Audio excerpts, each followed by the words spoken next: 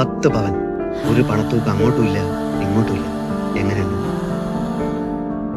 ഇതൊക്കെ ഒരു സഹോദര സ്നേഹമാണെന്ന് കരുതിയാ മതി. അവനിത് തന്നൂന്നും വെച്ച് ഇനി നീ ശൃംഗരിക്കാൻ വേലിക്കോട്ട് ചെന്നാ അരിഞ്ഞ് ഞാൻ തോട്ടിലെറിയും. 10 പവനാ. അവൾക്കൊരു ആലോചന വന്നിട്ടുണ്ട്. ഞാൻ അതിന് എടുത്തിട്ടില്ല. ഞാൻ കൊടുത്ത 10 പവന്റെ മാല അവൾ ആവശ്യപ്പെട്ട് അവൾക്ക് വേണ്ടി എന്റെ സമ്പാദ്യം മുഴുവനും എടുത്ത് ഞാൻ ഉണ്ടാക്കി കൊടുത്ത മാല. മാലയാ? അവൻ എന്റെ മോൾക്ക് ഒലക്ക കൊടുത്തു. അവര് തമ്മിൽ മുഹബത്തിലാണെങ്കിൽ സംഗതി വിളിച്ച് ചോദിക്കും. അമ്മ അറിയാൻ. അതെ, അവളെ വിളിക്ക്. എന്നിട്ട് എന്റെ മുഖത്ത് നോക്കി അവൾ പറയട്ടെ ഞാൻ അവൾക്ക് മാല കൊടുത്തിട്ടില്ല. ഞങ്ങൾക്ക് ഇവിടെ ആരെയും ബോധ്യപ്പെടുത്തേണ്ട കാര്യമൊന്നും ഇല്ല.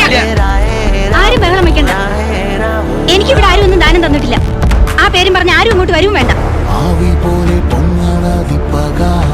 നീയില്ലെങ്കിൽ ഞാൻ പിന്നെ ആരെ സ്നേഹിക്കായിരുന്നു?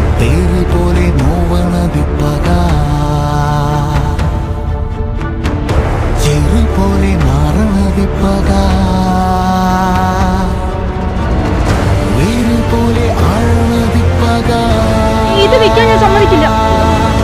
ഇതെന്റെ അച്ഛൻ തന്നതാ. അയ്യാ, അവിടെ ഒരു അച്ഛൻ ദുബായിന്ന് കേട്ടപ്പോ നിന്റെ തന്ത ഒരു പത്രാസിന് കെട്ടി തന്നാലേ ഇത്. അങ്ങോട്ടോ ഇങ്ങോട്ടോ? അങ്ങോട്ട്. എത്രയുണ്ട്? 10 പവൻ. കല്യാണത്തിന്റെ പേരിൽ അവളുടെ അച്ഛൻ സമ്മാനിച്ചതാ. ഞാൻ ഈ സ്വർണത്തിന്റെ കാര്യത്തിൽ അത്ര നിർബന്ധമുള്ള ആളല്ല. സ്വർണം കയ്യിൽ വരാനും പോവാനും അതിനുമുള്ളൊരു സമയം. എന്തെങ്കിലും പ്രശ്നമുണ്ടോ? മനുഷ്യ, ഇതിനകത്ത് ചെമ്പ്. നിന്റെ തന്ത ഞാനൊന്ന് പൊട്ടനാണെന്ന് വിചാരിച്ചോടി.